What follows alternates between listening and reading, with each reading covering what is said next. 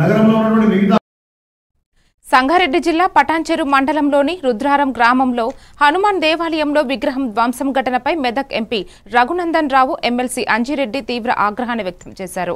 దేవాలయాన్ని సందర్శించిన MP CC కెమెరాలు కూడా ధ్వంసం చేయడం దారుణమని వ్యాఖ్యానించారు. ఘటనపై వేగవంతంగా విచారణ జరిపి బాధ్యులపై కఠిన చర్యలు తీసుకోవాలని అధికారులకు ఆదేశించారు. హిందూ ఆలయాలపై దాడుల విషయంలో ప్రత్యేక కోర్టులు అవసరమన్నారు. ఇక్కడ ఆంజనేయ స్వామిలో గుళ్ళో విగ్రహాలు ధ్వంసం చేయడం జరిగింది.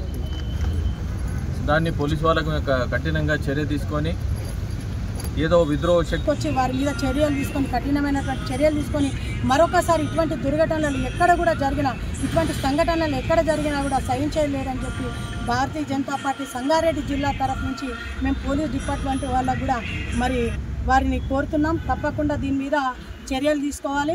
తర్వాత వారిని ఎంక్వైరీ చేసిన తర్వాత మరి ఎక్కడి నుంచి వచ్చింది ఏంది అనే వివరాలు తెలిసిన తర్వాత తదుపరి కార్యక్రమం మళ్ళీ తీసుకుంటామని చెప్పి కూడా భారతీయ జనతా పార్టీ సంగారెడ్డి జిల్లా తరఫు నుంచి తెలియజేస్తాం.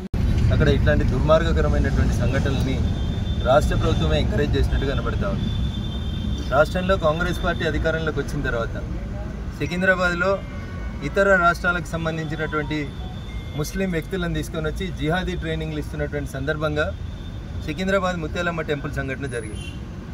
రాష్ట్ర పోలీసులు ఆ తర్వాతనైనా తమ ప్రాంతంలో ఉన్నటువంటి ఎక్కడికక్కడ మసీదులలో షెల్టర్ తీసుకున్నటువంటి వ్యక్తులు, మదర్సాలలో షెల్టర్ తీసుకుంటున్నటువంటి వ్యక్తుల మీద ఎట్లాంటి విచారణ జరపకుండా వాటిని ఉగ్రవాదులకి అడ్డాలుగా ఆశ్రయాలుగా మార్చేటువంటి రీతి లోపల ఎంకరేజ్ చేయడం అనేది బాధాకరమైనటువంటి విషయం. చిన్న సంఘటన జరిగితే కార్డన్ సెర్చ్ అని ఇదని అదని ఊర్లలో గంటలు సెర్చ్ చేసేటువంటి పోలీస్ అధికారులకి రేవంత్ రెడ్డి గారు కూడా సూటిగా మేము ఈ సందర్భంగా 2 ప్రశ్నలు అడగదలుచుకున్నాం. మాట్లాడితే ఈ మధ్యలో ముఖ్యమంత్రి గారు కొత్త స్టాండ్ తీసుకున్నాడు.